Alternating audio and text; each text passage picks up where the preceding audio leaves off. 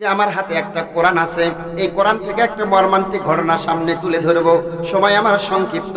এই কোরআনের মধ্যে একটা সূরা আছে, সূরার নাম সাবা। কি বললাম? সূরার নাম সাবা। বাসায় গিয়ে খুললেই পাবা, যদি না খোলো কিয়ামত পর্যন্ত পাবেন না। যাদের বাড়িতে তাফসীরের কিতাব আছে, তাফসীরে ইবনে কাসিরের মধ্যে ঘটনা পেয়ে যাবেন। আল্লাহর একজন বান্দা ছিল, এই বান্দার মধ্যে এত গুনাহ, এত গুনাহ, এত গুনাহ, গুনাহ দিয়ে জীবনটা ভরপুর। এই আল্লাহর বান্দার কেউ ছিল না, একা একা সুন্দর একটা সাগরের পারে সুন্দর একটা বাড়ি করেছে। এই বাড়িতে বসে বসে একা একাই থাকে। একদিন এই যুবকটা ঘরের মধ্যে একা একা একা একা হাঁটি হাঁটি হাঁটি পা পা করে পায়চারি করতেছে। এই যুবকটা দরজা জানালা সব বন্ধ করে দিয়ে নিজের ঘরের মধ্যে হাঁটি হাঁটি পা পা করে চলাচল করতেছে। যুবকটা হঠাৎ করে লক্ষ্য করতে পারল, তার ঘরের মধ্যে একটা রূপসী সুন্দরী যুবতী মহিলা, নাউজুবিল্লাহ কোন যুবক দেখলো তার ঘরের ভেতরে একটা সুন্দরী রূপসী যুবতী। যুবক প্রশ্ন করলো, যুবতী কে তুমি, তোমার পরিচয় কি? যুবতী বলল, আমার পরিচয় এই। কই থেকে আসলা তুমি? আমার বাড়ি অমুক জায়গায়। বাইরে তাকাও, কখন যেন বৃষ্টি হবে, বৃষ্টি থেকে পরিত্রাণ পাওয়ার জন্য তোমার বাড়িতে আসলাম, ঘরে আসলাম। যুবক, এত সুন্দর বাড়ি, চমৎকার বাড়ি, এই বাড়িতে তুমি একা কেন? এই বাড়িতে কেউ নাই, কারণটা কি? তোমার কি বউ নাই? বলে, না না, আমার কেউ নাই, আমি বিয়ে করি নাই। ও যুবতী, তুমি বলো, এত সুন্দর তোমার চেহারা, তুমি এই ঘরের মধ্যে কেমনে আসলে? সব তো বন্ধ, কিভাবে তুমি এই ঘরের ভিতরে ঢুকলে? যুবক রে এবার প্রশ্ন করতেছে যুবতী, বলো বলো, তুমি কই থেকে আসলে, তোমার পরিচয়টা বলো, তোমার কি বিয়ে হয় নাই? বলে, না, বিয়ে হয় নাই। যুবক বলে, যুবতী রে, তোমারও বিয়ে হয় নাই, আমারও বিয়ে হয় নাই। যুবতী এবার যুবক বলতেছে, আমি প্রস্তাব রাখলাম, তোমাকে বিয়ে করতে চাই, তুমি কি বিয়েতে রাজি? যুবতী বলল, যুবক রে, অবশ্যই তোমার সঙ্গে আমি বিয়েতে রাজি, তবে এই বিয়েটা করার জন্য তোমার কাছে আমার শর্ত হলো দুটা। জোরে বলেন, কয়টা? এক নম্বর শর্ত, যুবক, আগামী কাল যখন তুমি আমার বিয়ে করতে যাবে, একা একা যাবে, এই রাস্তা দিয়ে এই যেভাবে তুমি চলে যাবে। ও যুবক, এটা হলো এক নম্বর কথা, তুমি একা যাবে, তোমার সঙ্গে কোনো যাত্রী থাকা যাবে না। দুই নম্বর শর্ত, যুবক রে, যখন তুমি তোমার বাড়ি থেকে বের হবে, আমার বাড়ি পর্যন্ত যাওয়ার মধ্যে রাস্তার মধ্যে একে একে 5টি ঘটনা তুমি দেখবে। যুবক, ভয় পাওয়া যাবে না, পিছপা হওয়া যাবে না। যুবক রে, যদি তুমি ভয় পাও, পিছপা হও, তাহলে মনে রেখো তুমি কিন্তু আমারে পাবে না। এবার যুবক বলল, ঠিক আছে যুবতী, তোমার দুটা শর্ত আমি মেনে নিলাম। যুবতী বলো বলো, আর কোন শর্ত আছে কিনা? বলে, না, কোনো শর্ত নাই। দুজনের সঙ্গে কথোপকথন হয়ে গেল, এদিকে আকাশও ভালো হয়ে গেল। এবার যুবতী যুবকের নিকট থেকে বিদায় নিয়ে তার বাড়ির দিকে রওনা করলো। পরের দিন সকালবেলা যুবক তার বাড়ি থেকে সুন্দর করে গোসল করে কাপড় পরে আস্তে আস্তে করে যুবতীর বাড়ির দিকে যখন বাড়ি থেকে রওনা হলো, মুসলমান ভাইয়েরা, কি চমৎকার ঘটনা! সব ঘটনাগুলো কিয়ামতের আগের মানুষের সঙ্গে মিলে যাবে, ভালো করে শুনে নেন। যুবক বলতেছে, আমি যখন সাজুগুজু করে কাপড় পরে আমি যখন আমার বাড়ি থেকে রওনা করলাম, হাঁটি হাঁটি হাঁটি হাঁটি পা পা করে যখন আস্তে করে আমি সামনের দিকে গেলাম, একটু যাওয়ার পরে আমি লক্ষ্য করতে পারলাম রাস্তার পাশে বিশাল একটা মাঠ। সেই মাঠের মধ্যে 100টা বকরি। হায় রে হায় রে হায়! ঘটনা হলো, এই 100টা বকরি দুগ্ধ পান করতেছে। ছোট্ট একটা বকরির বাচ্চা, ছোট্ট একটা বকরির বাচ্চা দুগ্ধ পান করার পরে মানুষের মতো আওয়াজ দিয়ে বলতেছে, আল্লাহ আল্লাহ গো, আমার পেটে বড় ক্ষুধা, আল্লাহ তুমি আমার একটু খাবারের ব্যবস্থা করো।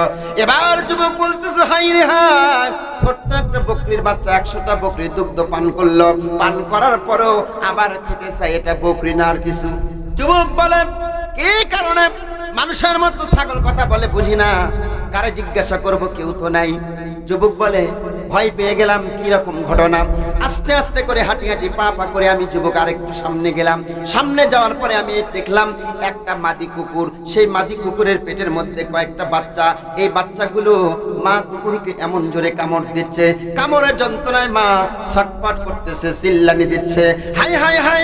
আমি যুবক ভয় পেয়ে গেলাম। মাদি কুকুরের পেটের মধ্যে কয়েকটা কুকুরের বাচ্চা, এই বাচ্চাগুলো কেন যেন কেমনে করে মাকে কামড় দিচ্ছে, কামড়ের যন্ত্রণায় মা সহ্য করতে পারে না, চিল্লানি দিচ্ছে। যুবক বলে, আমি ভয় পেয়ে গেলাম, কারে জিজ্ঞাসা করব, কেউ তো সামনে নাই। আমি যুবক হাঁটি হাঁটি পা পা করে আরেকটু সামনে গেলাম। সামনে যাওয়ার পরে 3 নাম্বার একটা দৃশ্য দেখলাম। রাস্তার পাশে একটা কৃষক জমিনে ফসল ফলাচ্ছে। আশ্চর্যের বিষয় হলো, যেমনি করে বীজগুলো বপন করে, বীজ বপন করার সঙ্গে সঙ্গে সঙ্গে আস্তে করে ফলগুলো হয়ে যায়, ফসলগুলো হয়ে যায়, ফসলগুলো পাকতে থাকে। কিন্তু খবর হলো, আমি দেখলাম, লক্ষ্য করে দেখলাম, ওই কৃষকটা জমিনের ভিতর থেকে সঙ্গে সঙ্গে কাঁচাগুলো রেখে, পাকাগুলো রেখে শুধু কাঁচাগুলো কাটতেছে। ও মুসলমান, বলো তো, তোমরা যে জমিনে ফসল ফলাও, এই ফসলের মধ্যে তোমরা কাঁচা কাটো না পাকা? যুবক বলে, আমি লক্ষ্য করলাম ওই কৃষকটি কষ্ট করে ফসল ফলানোর পরে সঙ্গে সঙ্গে বড় হয়, কিন্তু এই কৃষকটা কেন যেন কাঁচাগুলো কাটে, পাকাগুলো রেখে দেয়, বুঝি না। আমি কৃষকের কাছে গেলাম, জিজ্ঞাসা করলাম, ভাই ঘটনা কি? এটা তো দুনিয়ার নিয়মের বহির্ভূত। ও কৃষক, বলো তুমি কেন কাঁচাগুলো কাটো, পাকাগুলো কেন রেখে দাও? জানি না, সামনে যাও সব জানতে পারবা। এবার যুবক বলে, যখন আমি জানতে পারলাম না, হাঁটি হাঁটি পা পা করে আরেকটু সামনে গেলাম। সামনে যাওয়ার পরে আমি যুবক 4 নম্বর যে দৃশ্যটা দেখলাম, রাস্তার পাশে সুন্দর একটা ফুলের বাগান। আমি চিন্তা করলাম, যেহেতু আমি নববধূকে বিয়ে করতে যাচ্ছি, আমার নববধূর জন্য একটা ফুল নিয়ে যাই। যেমনি করে আমি যুবক ওই ফুলের বাগানের দিকে আমার হাতটা বাড়ালাম, একটা ফুল নিব ভাবলাম। আমি দেখলাম বাগানের সমস্ত ফুলগুলো আমার কাছে আসতে চায়। যুবক বলে, আমি দেখলাম ওই বাগানের ফুলগুলো মানুষের মতো আওয়াজ দিতে শুরু করলো। যুবক রে, ওরে নিও না, ওরে নিও না, আমারই নাও, আমারই নাও, আমার সুপ্রাণ বেশি, আমার সৌন্দর্য বেশি। এবার যুবক বলে, যখন দেখলাম ফুলগুলো কথা বলতেছে, আমি কথা বন্ধ করে দিলাম, ফুল তোলা বন্ধ করে দিলাম। হাই হাই, জীবনে তো কোনোদিন দেখি নাই, শুনি নাই ফুল মানুষের মতো কথা বলে।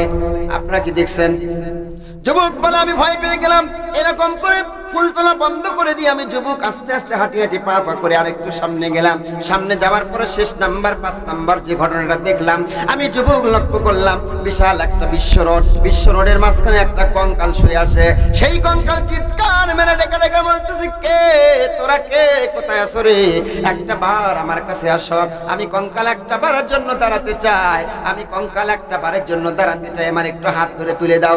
যুবক বলে, ওই কঙ্কালের ডাক শুনে আমি আস্তে আস্তে করে হাঁটি হাঁটি পা পা করে কঙ্কালের কাছে চলে গেলাম। হাতটা ধরে আস্তে করে দাঁড় করে দিলাম। কঙ্কালকে হাত ধরে আস্তে করে দাঁড় করে দিতে দেরি হলো, কঙ্কাল বিদ্যুৎ বেগে কই যেন দৌড় দিল, বুঝতে পারলাম না। যুবক বলে, হাই হাই, এটা কঙ্কাল না আর কিছু। যেই কঙ্কাল একা দাঁড়াতে পারে না, সেই কঙ্কালকে আস্তে করে দাঁড় করে দেওয়ার সঙ্গে সঙ্গে কঙ্কাল এমন জোরে একটা দৌড় দিল, সেকেন্ডের মধ্যেই কঙ্কাল কই যে গেল, আর ফিরে এলো না। যুবক বলে, আমি ভয় পেয়ে গেলাম, আস্তে আস্তে করে আর একটু সামনে গেলাম। সামনে যাওয়ার পরে সুন্দর একটা অট্টালিকা পেলাম, কলিং বেল অন করলাম, দরজাটা খুলে গেল। যেমনি দরজা খুললো, তেমনি গতদিনের সেই রূপসী সুন্দরী যুবতী মহিলার সঙ্গে দেখা হয়ে গেল। আমি যুবক ওই রূপসী সুন্দরী মহিলাকে জিজ্ঞাসা করলাম, ও রূপসী যুবতী, আমি তো তোমার বাড়িতে এসেছি, এবার কি বলো? এবার যুবতী বলতেছে, কথা মতো কাজ হবে, চলো আমি এবার তোমাকে বিয়ে করি। যুবক বলে, না না না, বিয়েটা পরে হবে। তুমি বলেছিলে রাস্তার মধ্যে 5টি ঘটনা দেখবা, আমি 5টি ঘটনা দেখেছি, কিন্তু আমি 5টি ঘটনা একটাও বুঝতে পারি না। যুবতী, তুমি আমার এই 5টা ঘটনা খুলে বলো, কারণ কি কিছুই তো বুঝলাম না। সনাতন এলাকার মানুষ তোমার কাছে প্রশ্ন করতে চাই, বলো ওই যুবক যুবতীর নিকট থেকে রাস্তার ভেতরের 5টি ঘটনা জানতে চায়, তোমার মন জানতে চায় কি চায় না?